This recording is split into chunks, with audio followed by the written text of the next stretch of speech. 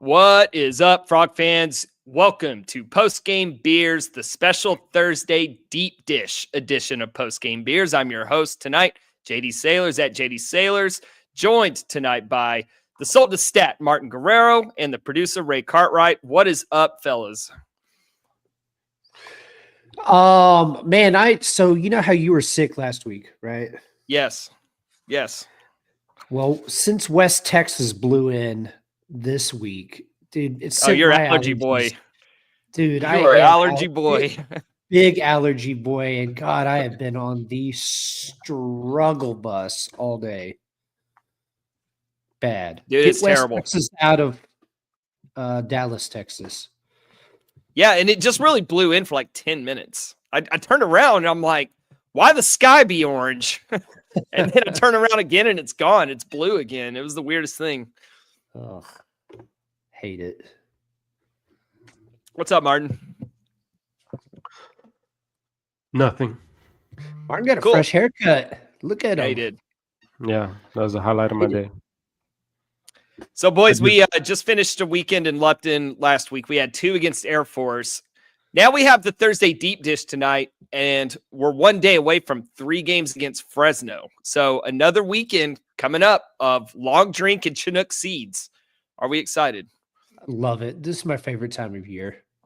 Yeah. So I found myself today missing TCU baseball. I love afternoon TCU base, especially during the work week. I can pop on the varsity app and listen to it while I'm at work. Dude, yesterday I was able to watch the whole game and then take a nap. That was great. Yeah, you gotta love getting done at 5? You get done right before 5. Right after. Yeah, that was the thing about yesterday's game was it was a nice, crisp, 2.5 hour game. Nice little belt ass, get out of there. Wednesday's game or Tuesday's game, I love a good 17-run performance, but golly, that was the longest 7-inning game I've ever watched. That just dragged on and on. Yeah, it was weird. It didn't feel like a 7. Did it feel like it didn't feel like a 17-run game? Performance. Well, our biggest inning I think was 5 runs. It's not like we had a 10-run inning. I think we might have gotten 6 in 1 inning. Maybe, but still. So make sure you're going to Specs, pick up your long drink for the weekend. Yes. And then go to ChinookCeatery.com. Enter promo code LDC, stock up. They may not be here for this weekend, but we have plenty of weekends coming up at Lupton. So go try out all the new flavors at Chinook. We appreciate those guys for partnering with us. All right, boys, let's dive in to some frog ball talk. Martin, where do you want to start? So I got a good, bad, and ugly from what happened over the weekend against Southern Miss. All right. So the good, Braden Sloan continues to excel in his role as the Friday night long man. This time he came into a 2-2 game in the 6th and proceeded to dominate the Golden Eagles, pitching 4 no-hit innings, striking out 7 and walking 2. I think this was before the midweek games, but at the time he ranked 18th in the nation in Ks per 9 innings with 15.55. Yeah, and TC as a whole is striking out a lot of guys. Mm-hmm. And you kind of saw a lot of that last year too, so it's kind of carried over into this year as well. Yep. The pitching has definitely been the backbone of the start so far. The offense saw signs of starting to catch up. I was thinking about this, but we started the season in the top 25. Of all the teams that started in the top 25, has anyone played a harder schedule on the road than we did to start? More games on the road mixed with the difficulty of the opponent. I know we played Southern Miss at home, but that's a tough series. Now, you might have to start to reevaluate San Diego a little bit, but that's still on the road. You're starting the season 4 games away from Lupton, whereas these teams like Tennessee and Arkansas have already played 12 home games. Yeah, probably Oklahoma State, but they also fell out of the ranking as well, right? Yep. Well, they're 25th. They're hanging on by a thread, but yeah, they've fallen for sure. They've had farther to fall. Yep. So I had Silva on here. I'll talk more about him later, but against Southern Miss, On Saturday, he went 1 for 3 with a walk and a home run. And then on Sunday, he went 2 for 3. He hit the first home run at Lupton. That's just a little, I guess, red herring for what I have later. Cohen Feaster looked good. He was like the only bright spot on Sunday. He pitched 3 no-hit innings, striking out 3, holding the Golden Eagles from blowing out the game in that middle part, and kind of holding that off until the 8th inning. Sam Myers went 3 for 10 over the weekend with his first extra base hit. At the time, he had a 27-game on-base streak. I think he continued it into the midweek.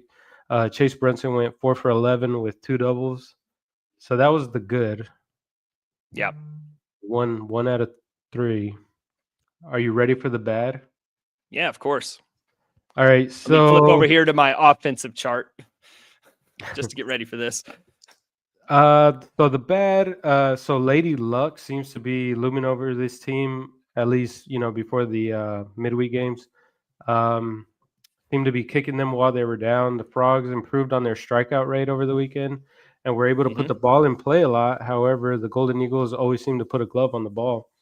There were a ton of hard hit balls, especially from Cadena and Bowen all weekend. However, they didn't get the hits to show for it. On Saturday, specifically, Cadena hit a line drive with a exit velocity of 110 that seemed to be destined for the right field corner and extra bases that was gloved by the first baseman. And then on Sunday, the Frogs, by the 6th inning, they had 6 lineouts by the 6th inning on Sunday.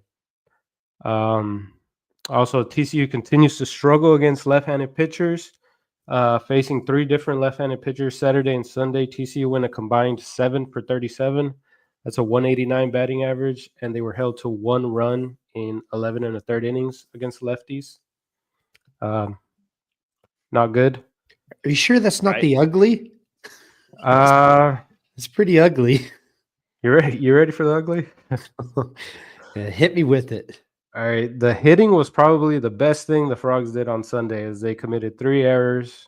They made 3 outs on the bases, and they hit 4 batters, allowing so many hitters to reach on base via hit by pitch, walk, and error, especially the leadoff guy. That's kind of a problem.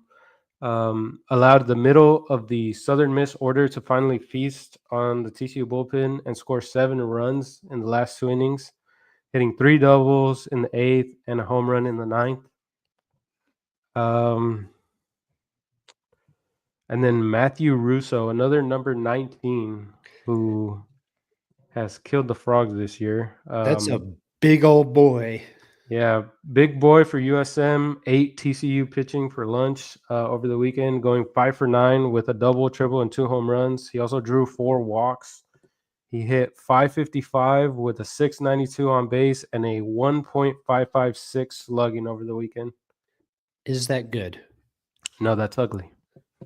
No, that's slugging number. Oh, good for him. Yeah, it's good and bad. It's good and bad. Okay. Yeah. First, hey, so on the topic about luck and hitting, I'm trying to I look at BABIP, right? Mm-hmm. And I try to say, like, okay, is this guy primed for regression? Has he earned a high BABIP? Is he unlucky? That kind of deal, right? So the way I'm kind of thinking through this in my mind is I'm going to compare line drive rate with BABIP. Because if you're hitting a high amount of line drives, it would make sense that your BABIP is high, right? Likewise, if line drives if and you have ground ball. And ground ball. Okay. Well, for the sake of this conversation, let's just let's talk about just line drives. And for next week, maybe I'll put together a little something more comprehensive because this is kind of a thought I just had. Mm-hmm. But all right, so I'm looking at line drive rate, and there are 5 guys over 20%. You have Silva at 33, Carson Bowen at 27, Franco at 24, Strauss-Snyder and Cadena at 21%. Okay. So I look at Silva, 33% line drive rate. He's also second in BABIP at 435. So that makes sense, right? Mm-hmm. Now you have Carson Bowen, 27% line drive rate. Do you know where he ranks in BABIP on the team? Probably low. Yeah, he's 7th. Yeah, that makes sense. So I look at Carson Bowen as a guy that the ball's going to start falling for him, right? Yeah, yeah. Likewise, Isaac Kadena, he sits 6th in BABIP, but he has a line drive rate of 21%. Yeah, I mean, those two guys specifically, they continue to put up the best at bats on the team. They work deep counts, they hit line drives, they hit the ball hard. It just seems to be, just finding gloves, and eventually that's gonna even out. You would hope, right? Yeah, it has to, and you started to see it with Kadena against Air Force. He started to find a few holes. You talk about Bowen having bad luck so far, right? We're kind of on the unlucky side with his line drives not finding holes. He's also unlucky at the plate with the strike zone. Because I feel like whenever he's up there, like for whatever reason, his strike zone is a lot wider than most hitters. For the sake of this show, I really just want to talk about things that are measurable. However, with Carson Bowen, I feel like it's so noticeable that it's worth talking about. I think it's so noticeable because he probably knows the strike zone better than the umpire does, because he's back there. And he's just a very good disciplined hitter. Right. Other guys, if they get borderline pitches, they might, think that they're strikes and swing at them. It's like he knows it's a ball, and like the only one who doesn't is the umpire. So I feel like that's why it's so noticeable.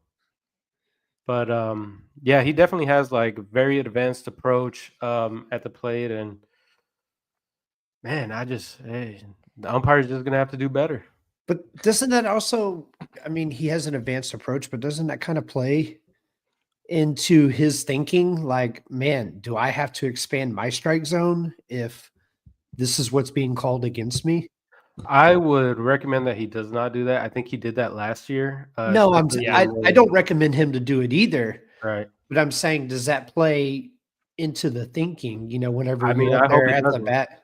I hope it doesn't. I hope he continues to do what he's doing and hope that the umpires just get better, because I think he did do that last year when the pitchers kept throwing them soft stuff away, just pounding away. And then I think he started chasing it because he felt pressured that it was going to be a strike. And that was probably the most he struggled at TCU.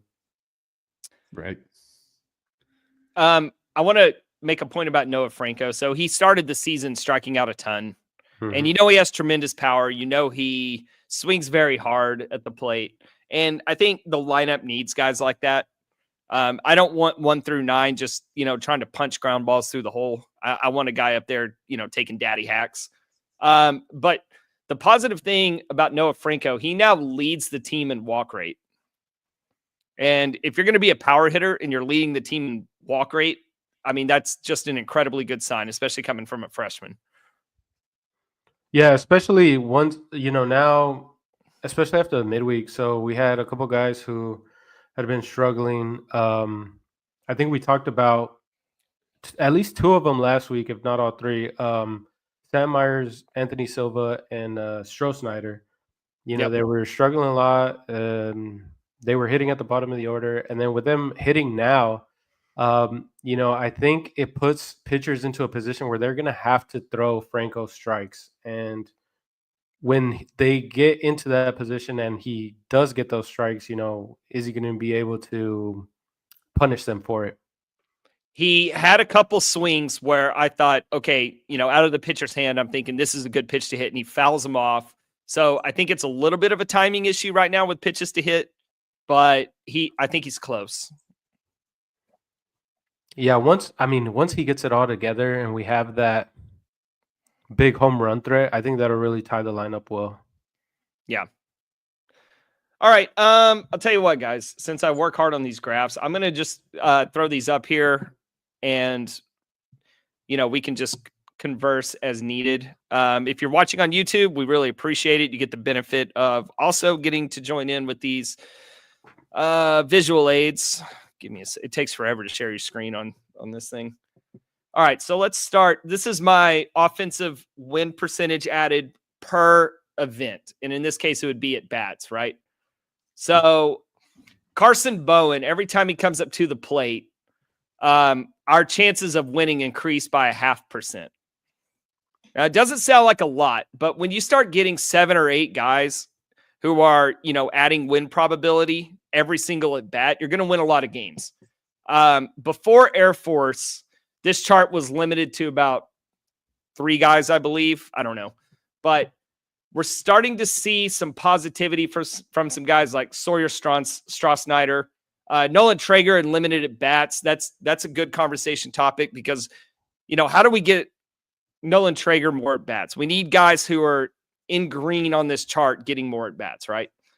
Sam Myers hitting leadoff. He was productive in several different ways. He had a couple extra base hits.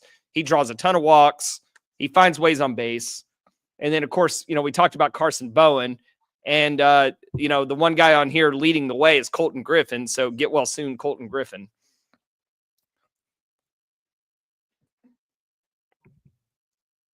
I know I just threw this up here, so I don't know if you guys had any observations or I will point out, too, Anthony Silva, while he's still got a nasty red bar, that red bar has gotten smaller over the last few games. So he's trending in the right way.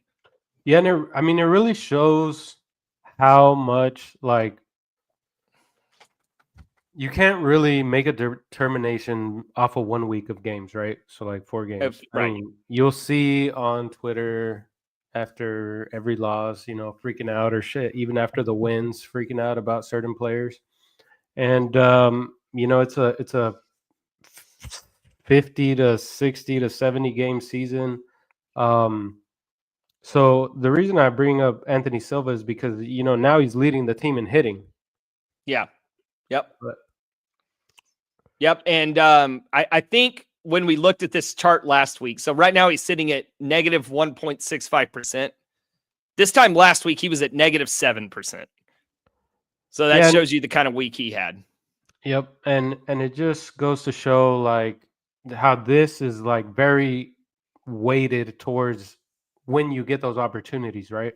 It absolutely is. But, to me, that's more important to me, I guess, than if, Jack Bell hits a grand slam when the game is, 8-1 already. Mm-hmm. Does that make sense? When you're hitting, the end of San Diego's bullpen, I want to see what you're doing when it's important.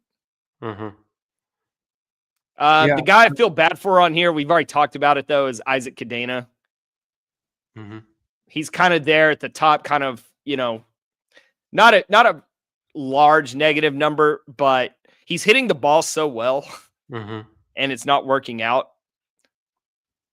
So I expect Isaac to be, in the green here. Let me flip over to pitching.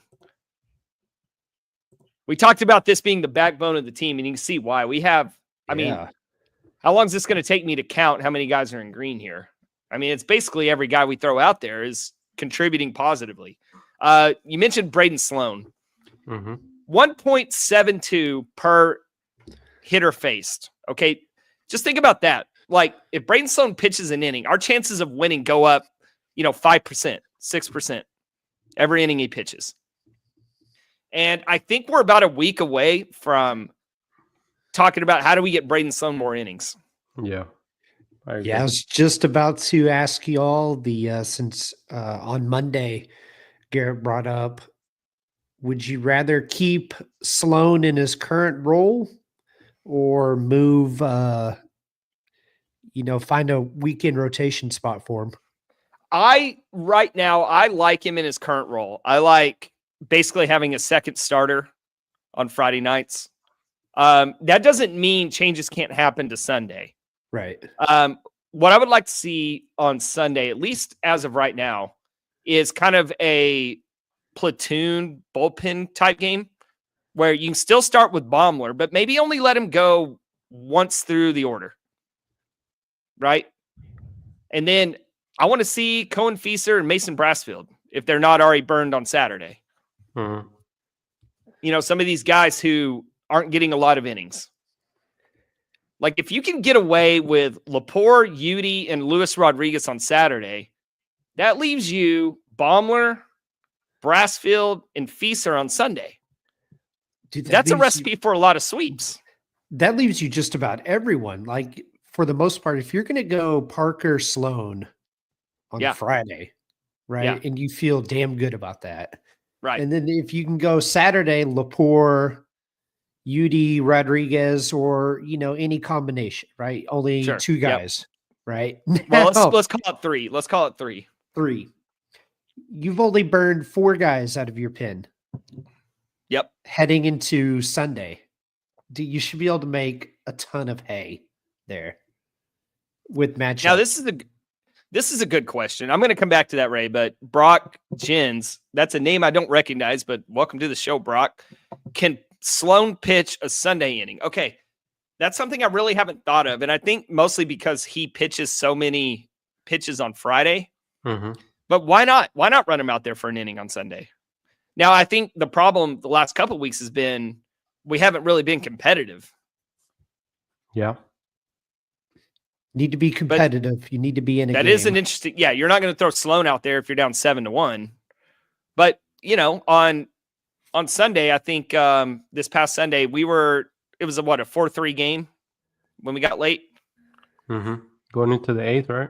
Yeah. Yeah. Now, I don't disapprove of Cade Udy coming in there. He had a bad game, but that happens. Yeah.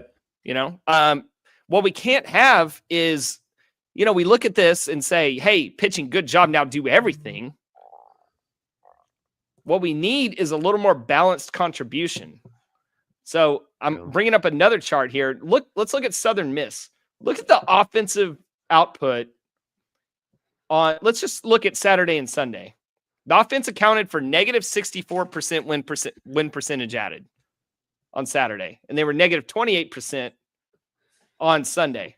Now, they weren't much better on Friday at negative 25%, but we were gifted by the Southern Miss defense, canceling that out, adding 26% to our win percentage. So we win on Friday night, and it's carried by pitching and opponent defense.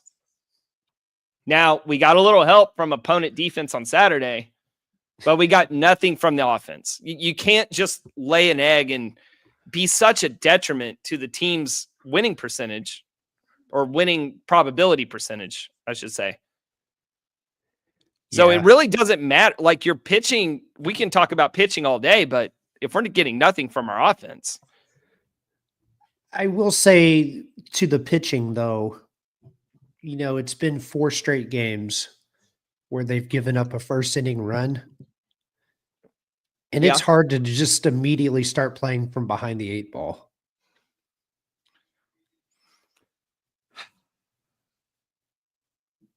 Like I get it. It's only, I mean, most of the time it's only like 1 run, right? And that's easy. Yeah, that's right. That's why I don't think 1 run should just, well, boys, let's pack it in. We're down 1-0. It shouldn't derail you.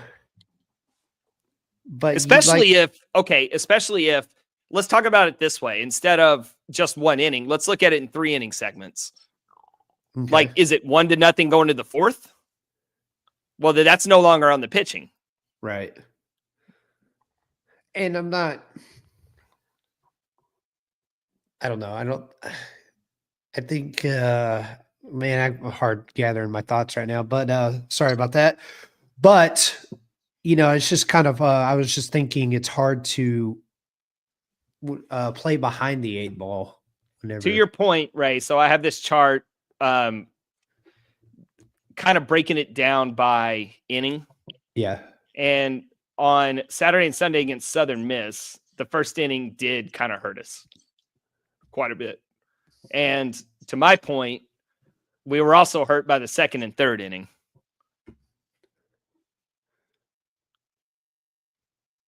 Whereas on Friday, we won the 1st inning, lost the 2nd and 3rd inning, but we won the 5th and the 6th. But okay, but let's talk about this. So in against Southern Miss, after Friday, we won 2 whole innings. Saturday and Sunday combined. Now, against Air Force, we lost the first inning on Wednesday, but then we crushed them. It didn't matter after that. Inferior opponent, I know. Right. So there is a couple ways to look at this. Yeah, you can't lose the first, second, and third inning. But I think if you just lose the first inning, you should still be okay. Right. Man, how different do you think the weekend would have been if Southern Miss plays Stockholm at catcher the entire weekend? Well, yeah, I mean, we kind of took advantage of that, but a lot of it was also unforced. I've heard a lot of credit being given to the pressure we put on, but a lot of that was just him not catching the damn ball. Right. And that was extremely helpful. Yeah, but I mean, it's still kind of rare that he would start all 3 games. Yeah. All right. While I have this up, I want to get into base running. And we all know Bill Mosiello's philosophy, right?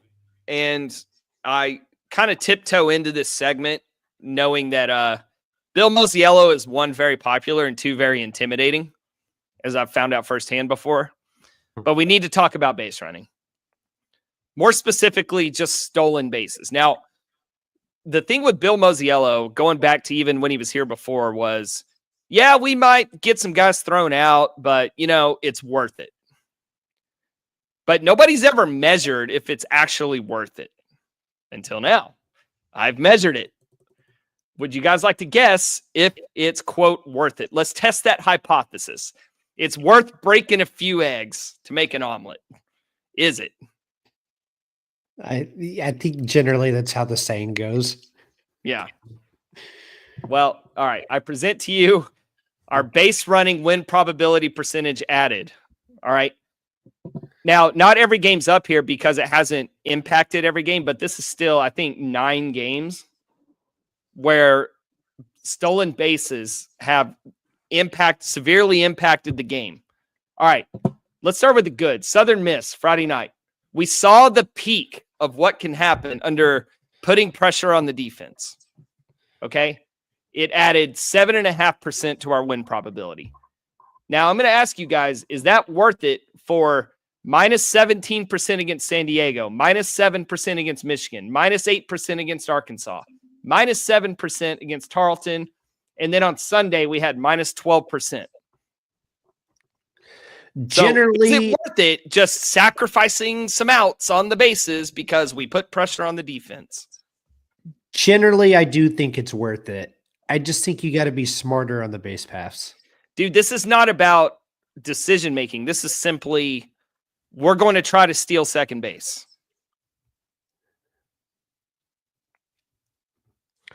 I don't like some of the attempts. I think if you just stay still, yeah, you're sacrificing some of these green bars. 3% against San Diego, 4.5% against Southern Miss, 2% against Air Force, and then the one game that we'll all talk about when it did work, the one Southern Miss game at 7.5%. Take that away. Well, now you're taking away all the negative. Mm-hmm. So you're breaking even. You're actually improving your chances of winning game over game by just staying the hell on the base. Thomas in the chat brings up a good point about not hitting enough to be super aggressive on the paths. Yeah. I think also, do you think they try to be super aggressive on the paths because this isn't like a power team, That they feel they have to manufacture runs? That might be the thinking, but to that I'll say 2 things. One, we've seen great offensive teams in the past be just as aggressive under Bill Mosiello. 2, if you're getting thrown out, you're limiting your opportunities to break through offensively. Yeah, I mean, that's the biggest issue that I have with the base running is especially the pickoff, because you're not even actually attempting to advance. Like you're just Well, trying to get back and you get picked off. so let's talk about that. David asked, does this account for pickoffs? It does account for pickoffs. And here's why I included pickoffs. Because if you're getting picked off, then that generally means you're not just falling asleep over there. You're looking for an edge so you can steal second. Mm-hmm. And some of these pickoffs are going on first move against lefties. Yeah. So that's, to me, that should count really as a stolen base attempt. Yeah. But like I was saying, the biggest issue that I have with the pickoffs is with the offense struggling, I would like it if guys could get more at bats, especially with runners on base. Like you said, in order to break out, or I mean, just to get reps, really, especially early in the season. Yeah. So I mean, it's just really frustrating when you make an out on the bases and the inning's over and the guy that was at the plate, maybe he was even having a good at bat. And then a lot of times when we do end up stealing the base is like the very next pitch. This happened at least 3 or 4 times already this year where Probably more than that. Probably more than that. the very next pitch is either ball 4 or a hit by pitch. Correct. And that doesn't even, like, when I do this, that stolen base is already accounted for. It's not going to retroactively decrease based on what happens in the next at bat. Right. So really the benefit that you're seeing in some of these games, is inflated because of what happens immediately following the stolen base. That might be, man, I wish there was data on it. Worth tracking going forward is on stolen base attempts. What's the count? Like, what count are they usually swiping a bag? Trying to swipe a bag. That might be in the win probability data that I pull this from. That might be included. Because I'd be interested to know. Okay, that's something for me to look into. Write that down, Ray. All right, I'm gonna make a note. Okay. Like anyway, I still believe that the stolen base has like a place in the game. Like obviously you can't just have a couple of guys, with cinder blocks his feet just standing on first base like it's coach pitch. But I mean, it's more like, how many times have we actually come up with like the huge stolen base? Like let's say it's a tie game and there's like 2 outs and there's a runner on first and they steal second and then the next guy gets a single and it's the game-winning run. Like how many times does that actually happen? I don't think it's happened one single time all season. Right. Haven't been many opportunities for that to happen. But would have been nice against Arkansas. Anyway, this is something that I've complained about just observationally, and now I have data to back it up. It ain't freaking work. Like, I don't want to hear it anymore that, yeah, we'll get thrown out every now and then, but it's worth it. It's not. There's data proving that it's not. I mean, yeah, I'm definitely in the, like I said, I do think there is value in like a stolen base in the game time situation, but right. And then the hit and runs. Is it a lot of it is like just trying to avoid a double play or what? Yeah, I think it really is. We got to put pressure on the defense. It doesn't look like they're very pressured. It looks like they're welcoming it. Yeah. Well, I don't know. Air Force felt pretty pressured. But okay, but that was garbage time. Yeah, but like the first Air Force game didn't even show up because the times we stole those bases, the game was already decided. Yeah. I mean, Friday night, the only good example I really have is Friday night Southern Miss. Sure. That pressuring, really the catcher. Yeah, don't get me wrong, Ray. Like I told Martin this on Friday. Like, if you have a shitty catcher, by all means put pressure on him. But there's not enough shitty catchers out there for this to work on a game in and game out strategy. I don't know. I kind of don't trust the college catcher to consistently make a play. Well, here's the thing. Bill's not going to change. All right. This is going to continue. So when we get to May and I have 30 red boxes on here, then we'll see how bad college pitchers are. It may not be 30 red boxes. We'll see. We'll see, man. I just think Because it plays into everything that's been kind of went wrong in the last couple of weekends, and there's just been a lot of mental errors. If you can clean up the mental side of this game for this team. So, Ray, I want to look.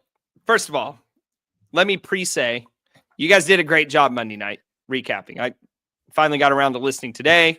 Quite enjoyed my hour. Now, you made the point about mental errors, and you proceeded to list several physical errors used as examples. So I'm just curious, what mental errors are we talking about? Well, I mean, I just think when I think of the maybe I don't know, maybe I described it wrong, right? But I feel like that's errors in a part of the game that you can control. So one of the things you mentioned was throwing a ball over and overthrowing the first baseman on a pickoff. Yeah. That's a physical error. Okay. Example of a mental error would be throwing to the wrong base, missing your cutoff man, not backing up a play. Here's one.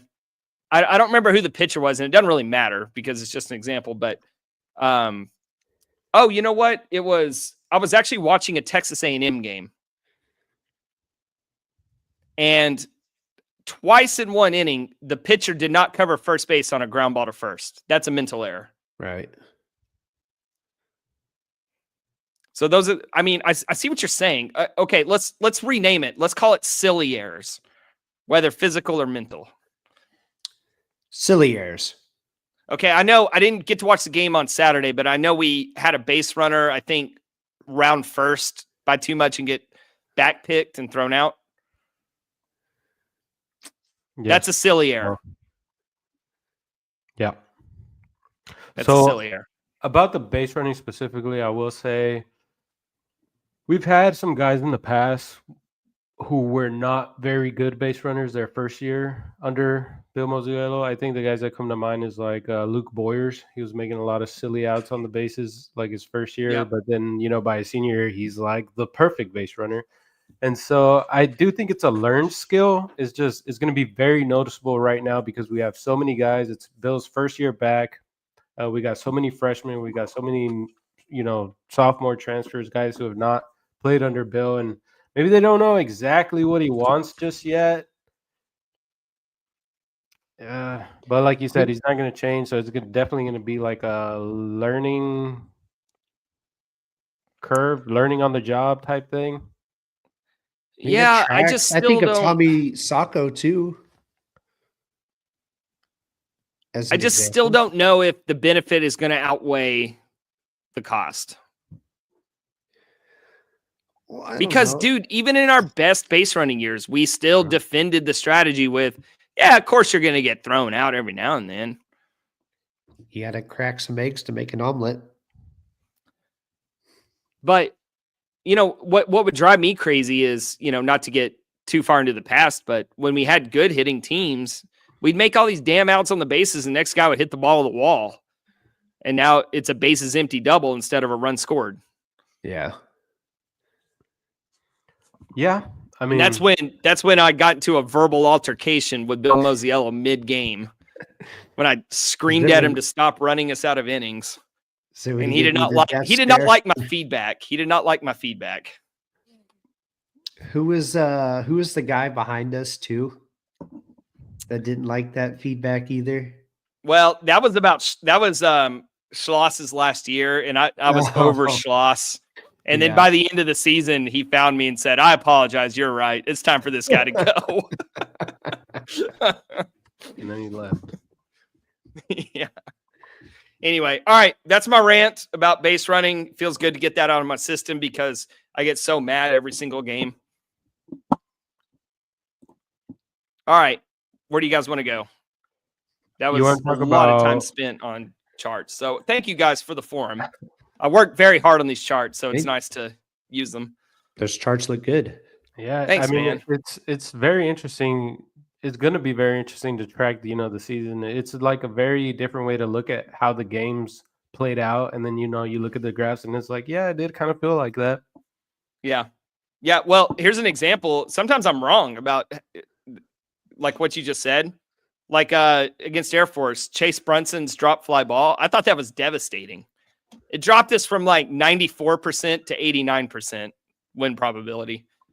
So minus 5% on one play is a lot, but basically win probability was saying, chill, y'all are fine. You got nothing to worry about. Yeah, I think, what the computer and the formula doesn't realize is like that's not something that usually happens, is a basis clearing E8. Yeah, it could be a mental thing. With 2 outs. Yeah. Yeah. MK wanted us to bring this up real quick while we're on the topic. He wanted us to explain why Lewis got pulled after that play happened. So I think this is just my opinion. I think he was basically done anyway. Kirk had just come out to talk to him. The bases were loaded. And I think the conversation was essentially just lock down, get this guy out, and call it a night. So it was pretty understood that no matter what happened, that was going to be his last hitter. MK's kind of commentary was, well, that wasn't Lewis's fault, so why'd he get pulled? Pitchers don't get pulled all the time because, they're being punished. Right. Like they did something wrong. It's their time to be done pitching. And I think that's what it was for Lewis. Also, if Kirk went out there, like you said, and told him, this is your last hitter, get him out, and then you're out of the inning, there's an emotional toll there as well, where you did your job, you got the guy, and you're still not out of the inning. So, like, not only does he have to continue to pitch after he said that was going to be his last hitter, but, like, you kind of... He's still thinking about that while pitching to the next guy. Yeah. Right. So it could have made things worse, right? It could have compounded the issue where you just go to the bullpen, bring in a fresh guy, get this next guy out, do your job, and you're out of the inning. And they're not thinking about that last at bat. Right. This makes me think of Monday's pod. Garrett brought up the point of on Saturday against Southern Miss, taking Brassfield out and bringing Louis in with 2 outs there in the 8th inning. Would you like to have seen Brassfield maybe try to close that inning out? What were y'all thoughts on the change? I did not. I was unable to watch the game, so I will abstain from answering. I mean, he had already gone like 2 2/3 or something like that. Like 3 1/3. 3 1/3. Yeah. I mean, at some point, they have a pitch count. Like, it's still marked. Right. It's we're not even in conference play, so there's no reason to run that pitch count up against out of conference stuff. And then it's not like you're just bringing in anybody. I mean, you're bringing in Luis Rodriguez. He's one of your better relievers. I had no issue with that. Yeah, that's ultimately where I landed on that, but I wanted to get y'all's thoughts on it. And I heard you guys a little puzzled why he was pulled just after that pitch. Well, at that point, the game is more or less decided, and they wanted him to be available on Sunday if it came down to it. So, all right, Martin, where do you want to go? I was going to talk about Fresno State, but I think it makes more sense to talk about the midweek series against Air Force. Okay. What do you got? All right. So on Tuesday, TCU scored 17 runs on 10 hits, 11 walks, 1 hit by pitch, and Air Force committed 7 errors. That was a crazy game. Chef Silva seems to be loving the home cooking and is now leading the team in hitting. Like I said, he went 1 for 3 with a walk and a home run on Saturday, 2 for 3 on Sunday, 2 for 3 on Tuesday with a walk, and 2 for 2 with a double and 2 hit by pitch on Wednesday. I knew I was going to be right. I didn't know I was going to be this right. Yeah. You brought up that point last week, and it's not an observation I had by any means, but it was one I was very confident you were going to be right about. Yeah. And it's just great to see, somebody who's been on the team for 3 years and you know, decided to come back for another year, and you just hate to see somebody struggling like that, and you just, on the opposite side, you love it when they're on fire like this. If he's going well, I mean, we need everybody we can get going well. Right. Yeah, and that's something that we talked about over the off season was this team doesn't really have like a star hitter, but they can have solid hitters 1 through 9, and Yep. it looks, we're getting there. We're getting there, right before. Yeah, it's improving. Yeah. Now, easier competition has helped, but that goes back to my question. Did anyone in the top 25 play, a more difficult schedule given the amount of road games plus the opponents we had? Yeah, I mean, sure. We did this against Air Force, but that's a 2-game midweek series. Like you said, Tennessee does this every game pretty much that they've played. Yeah. So when they're playing, Southeastern Tennessee Tech and hitting 11 home runs and everybody, oh my God, Tennessee. Yeah. Oh, 4 grand slams in a game. Oh, that must be really good. But they're not thinking about, man, how do you allow 4 grand slams in a game? You must be 3 hit by pitches and then throw a meatball fastball to try to get ahead in the count. Right. I mean, shit. Southern Miss.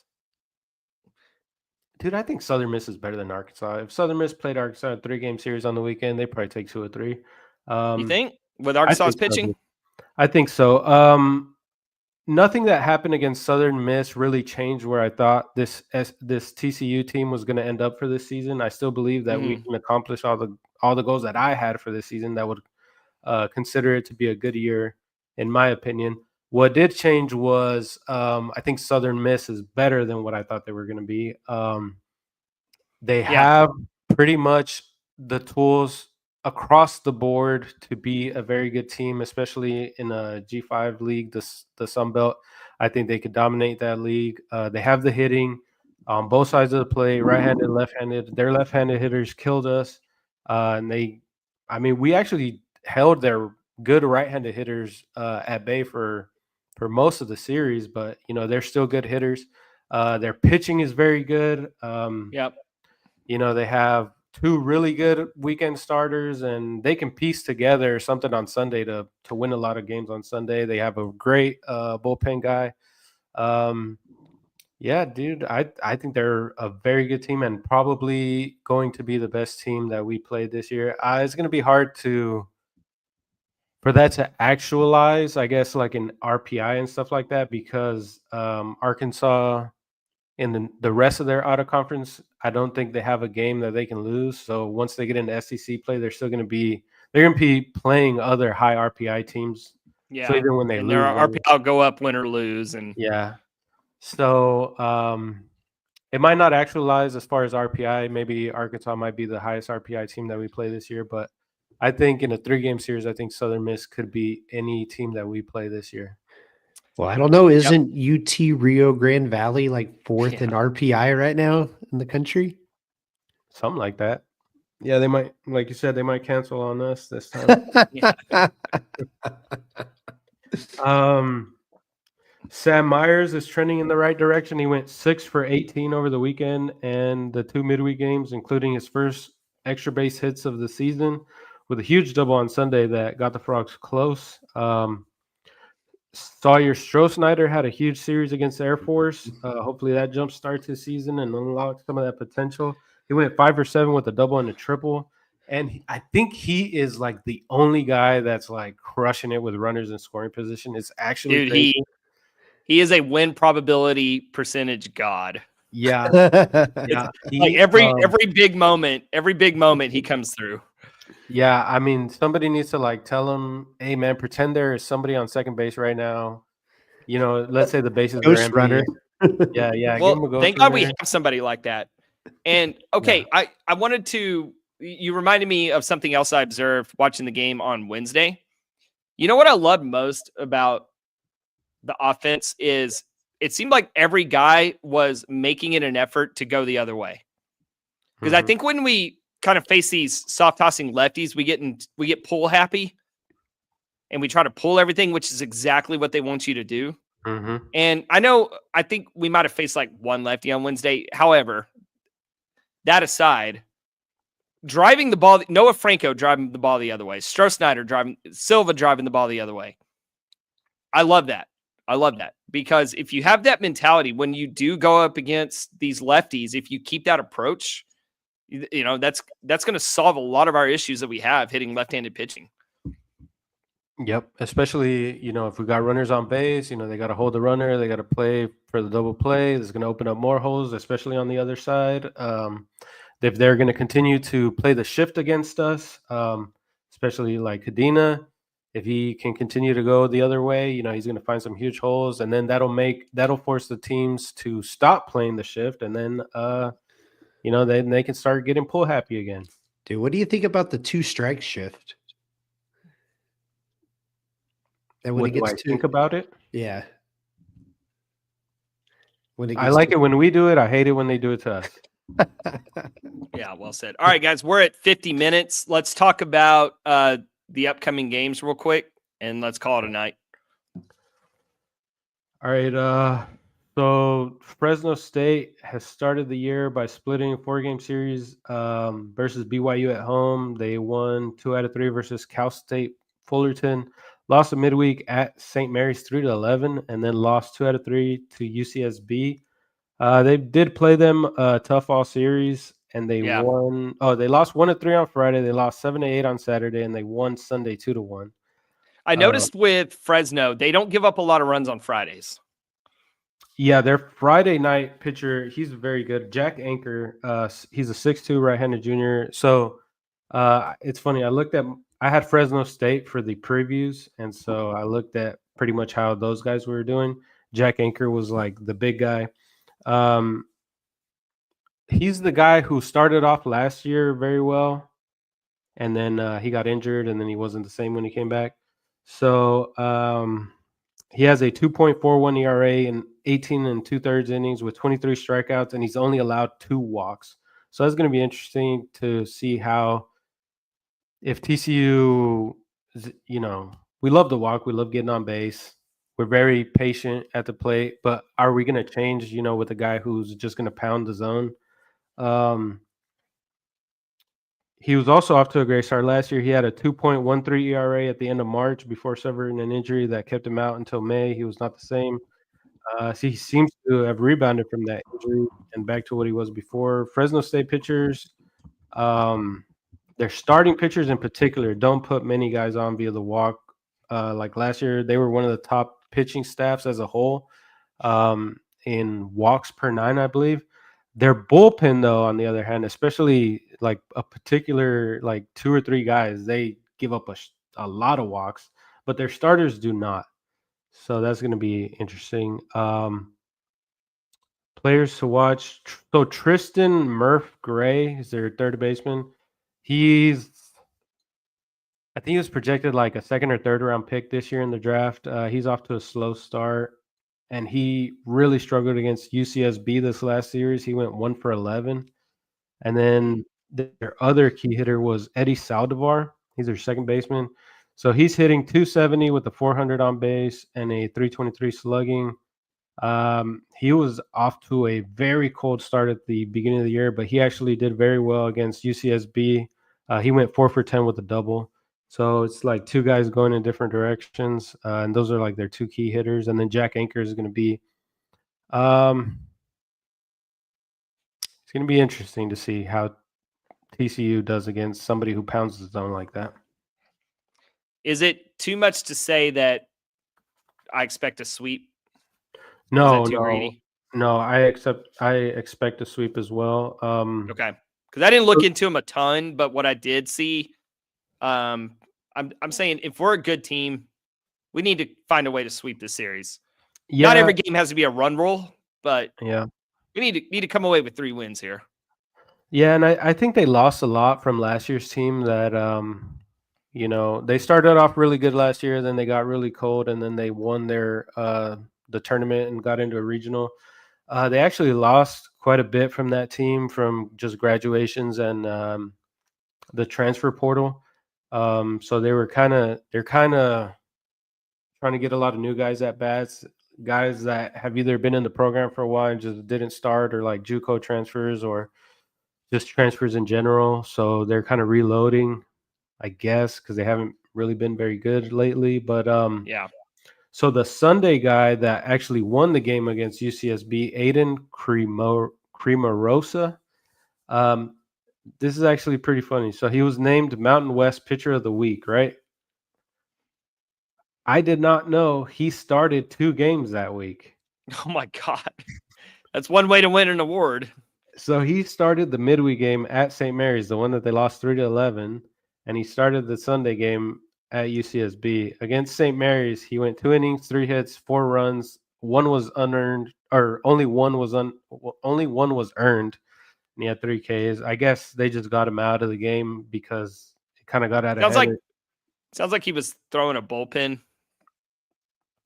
I mean, live bullpen. So with 3 runs being unearned, I think they just were like, let's get him out of here. Wasting your arm. We need somebody to pitch on Sunday. Let's just go ahead and save this guy. They just chalked up that L. So against UCSB, he went 6 2/3. He only gave up 4 hits, 1 run, and he struck out 7.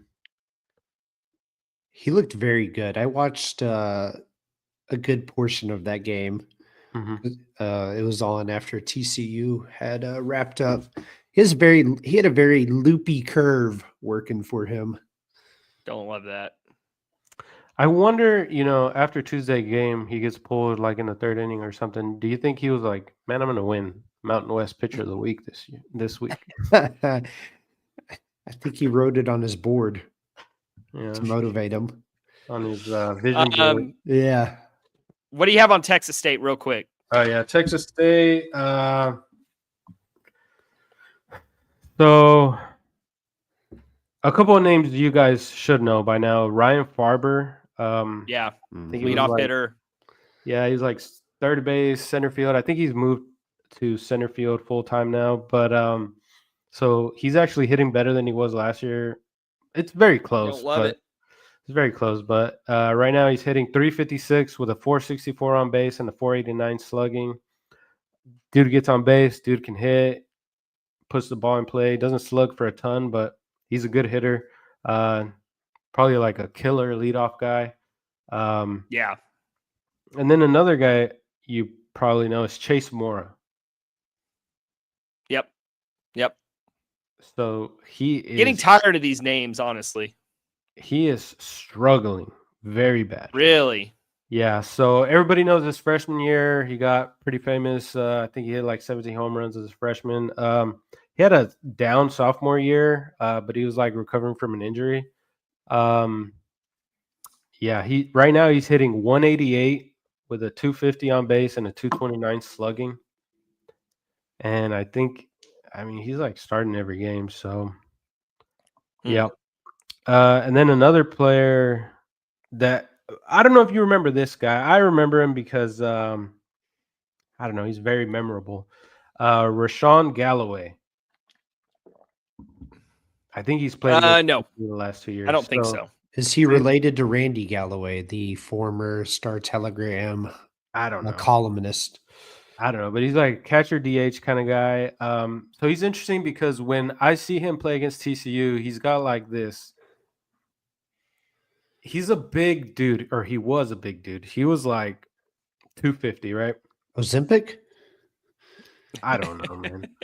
But when he plays against TCU, he seems to he just has like a really line drive approach, hits the ball very hard. And then you go and look at his numbers. He's a guy that I remember because like when I watch him in person, I'm like, damn, this dude can hit. And then I look at his numbers and it's like, well, not really. Or maybe he only does it against us. I don't know. We're his Super Bowl. Yeah. So he's interesting. This guy lost over 40 pounds over the offseason. Ozempic is fun. Yeah, definitely Ozempic. So I really wanted to see what kind of, because he's the type of guy. So he's a right-handed hitter. He doesn't really have like a left-handed, like power swing or nothing like that. So he doesn't get a lot of loft on the ball. So I was wondering if like losing that weight would maybe make him like a step quicker. Maybe he just get an extra base or something like that. Yeah. So when I went to go look at his numbers, I was very disappointed because he got hurt in the first game of the season. He had like a wrist injury. He's only had like one at bat and he walked, and so he has not played the rest of the year. So that's kind of a bummer. And then Jesus Tovar was the midweek pitcher when Texas State beat Oklahoma State and Texas A&M in the midweek. However, he did not start their last midweek game against Incarnate Word, so I'm not sure if he will pitch against TCU, which I'm totally fine with. He's a left-handed pitcher. He has a 2.08 ERA, 8 2/3 innings with 13 strikeouts. I don't think he pitched over the weekend, so I'm not really sure what's going on there. I mean, I'm hoping he got moved to the weekend and maybe he'll pitch this weekend. Yeah. Yeah. But, I'd rather not have to face him. Yeah, I really hope they're not saving him for all their big midweek games. All right. Good stuff. So 3 against Fresno out at Lupton. Tomorrow the weather should be perfect. Saturday we got to deal with a little bit of rain. Hopefully not too much. Saturday looks kind of dreary. Doubleheader Friday. Doubleheader Friday. Yeah, let's pull that together. Hey, Tuesday, Toadcast Tuesday. Up, down. I think we have to. I am not going to drink 6 long drinks and 3 no long drink tower. Lights. No, I'm not going to be building no towers. All right, I'll see if we can get a guest on for Tuesday. I've got one in mind. Yeah, me too. I'll text you. We'll produce off the air. All right. I will see you boys at Lupton. I'll be out there probably just Saturday. It's a little bit of a busy weekend for me, but I'll be tuned into ESPN Plus, when I can. I wish I could go tomorrow. Can't do it. I got to go to a girls' flag football game. Blondes versus football? Brunettes. It's the opening game of the season, so I got to go. Is it BBB? I thought it's Tiffany's niece. She's playing flag football, so I thought you were gonna go. I was wondering. I thought Trump signed that executive order. No. Yeah, but Saturday's a lock, and potentially Sunday. I will see you boys out there. Tight. So, all right. Thank you to everyone watching on YouTube. Thank you to everyone listening at your own leisure on Apple or Spotify. Thank you to Chinook and Long Drink. Go Frogs. Go Frogs.